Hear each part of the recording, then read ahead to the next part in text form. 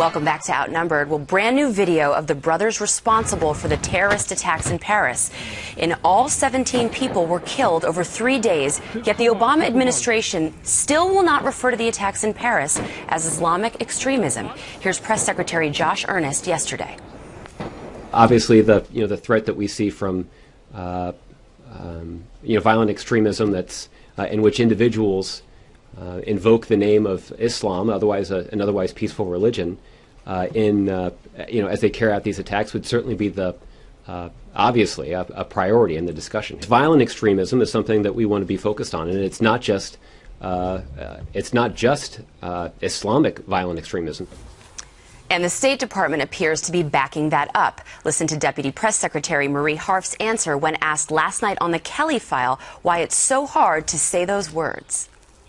It's not hard to say, but it's not the only kind of extremism we face. Much of it Islamic, you're absolutely right, but some of it not. So we're going to focus on all the different kinds of extremism with a heavy focus on people who do this in the name of Islam. We would say falsely in the name of Islam, but there are other forms of extremism. But when asked to name those other forms of extremism, she was unable to do so. Here's reaction from Republican Congressman Adam Kinzinger of Illinois. The reality is this is Islamism, Islamic extremism that we are at war with. We've been at war with them for longer than we've even known we've been at war with them. They've been at war with us for a long time. This is not declaring the whole religion of Islam bad. Okay, so in the A block, Harris, I asked, it's got to be one of three things. One of the I's, right? Is it incompetence? Is it intentional? Or is it that they're just so irrelevant they can't handle the problem? I think I figured it out. It's intentional. Well, she just told us it was. I mean, there's no way you can be that incompetent that you don't know. Well, Harf just said it was. She said, look, we've chosen to look at this in the sense that it's all in one big basket, and they see different types of extremism, and they put it all in one big basket. I mean, she just told, they're not going to call it radical Islamists. They're not going to call them, and I said to Kennedy while she was talking, what kind of extremism is there besides violent extreme? Otherwise, it wouldn't be extreme. Talking about base jumping, like extreme I don't understand. Sports, like what? If you are going to say there are other forms of extremism that put our nation and the globe in peril, give us examples. Yeah. What are they? I'd be very curious to know. But the one unifying factor in all of these terror attacks seems to be whether it's lone wolves or well-coordinated cells. Killing. It seems to be, radical Islam. But you know what she's thinking, because we know what the Department of Homeland Security did when President Obama came into office. They pushed out memos saying everybody be on alert for right-wing extremism. That's what she was thinking, but she didn't say it. Hashtag absurd. Listen, a Pew study, a Pew poll found that many people in Muslim countries support stoning for adultery. They support execution or death penalty if you leave the religion. Even Saudi Arabia supports beheadings for women for witchery and sorcery. That still is going on. We heard more from First Lady Laura Bush on the severe subjugation, rape, and brutalization of women than we do from this administration, and that is really telling. Isn't this a pattern, though, Charles? Because Charlie, that's a cute nickname. Yeah. But isn't this a pattern? All right. Chuck, Charlie. Yeah. Chuck, I like Charlie. Isn't this a pattern, though, by this administration?